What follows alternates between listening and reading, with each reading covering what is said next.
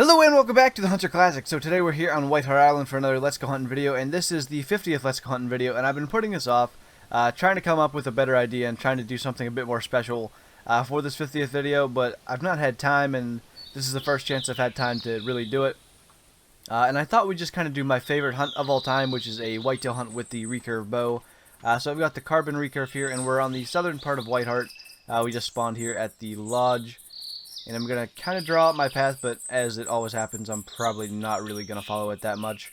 I'm going to just kind of walk from tower to tower, go over to this tree stand here, and I don't know how far we'll go. Depends on how many whitetail we get, and if we get a lot of them.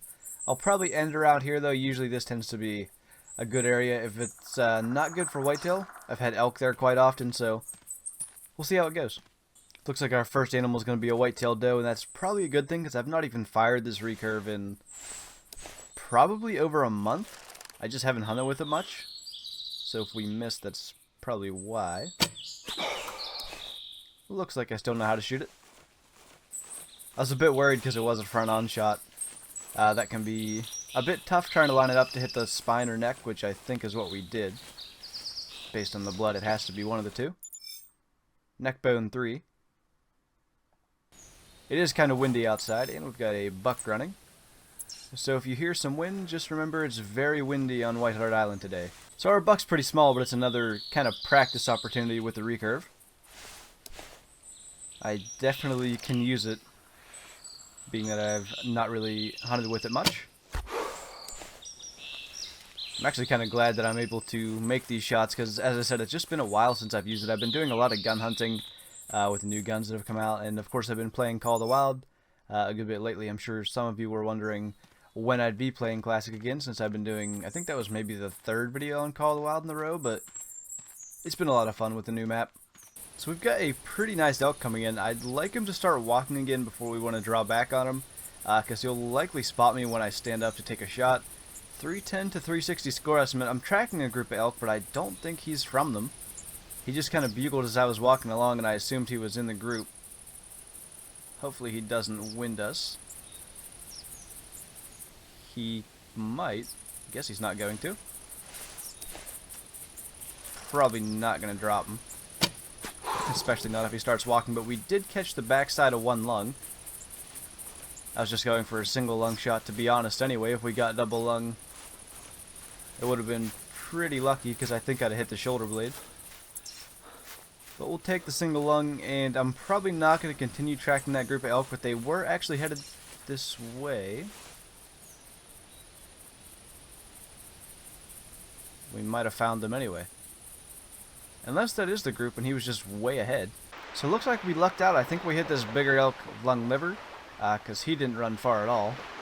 You can actually see where we started tracking him just back there, north of the road.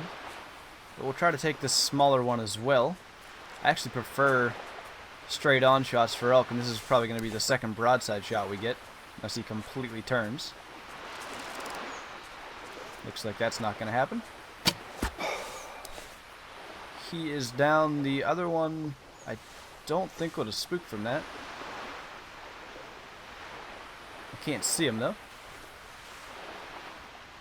We'll just stay crouched, because I think he should still be up there. He was pretty far away still. Double lung shot on this guy, and this should be lung liver for him to only run this far. And it is 329. I think that's worth a trophy shot. So I'm just trying to get the finishing touches set up on this trophy shot, and the other elk have showed up. So I think this is the group that I was after, and there's another decent one, as you can see, walking in. So we're just going to take this picture here. Actually, I'm going to let him walk. Alright, that'll work. And hopefully we have the recurve equipped. We do. Let's just take this guy before he runs off. Cut a lung. He was probably seconds from spooking because I'm standing up. I wasn't crouched. So, once again, I'm not too worried about the shot placement. I just wanted to get an arrow in him, and we did catch a lung, so that's a bonus. So this guy's got a huge frame, but doesn't have as many back tines. I don't know if he'll score higher or not. 328, basically the same score. So we've got another whitetail doe coming in. So our deer hunt has kind of turned into an elk hunt, but two nice bulls I'll definitely not pass up. And our whitetail doe is down. So we've got another whitetail buck coming in. I've not yet seen it. I'm just in a horrible spot, so I think it's about time. Yeah, it's a average size one anyway. That's somewhere between 20 and 30 meters, I think. There's something blocking my spacebar. I couldn't hold my breath. I think I did manage to get it, but I have no idea why I couldn't press my spacebar down. That was weird. 21 meters and a double lung shot. Hopefully we can find a decent buck, but as I said earlier, a couple of nice bull elk I don't really mind. If nothing too special happens the rest of the hunt. And we've got a coyote calling over there. I think we'll try to get to the tower and then call, because that's probably a pack of them.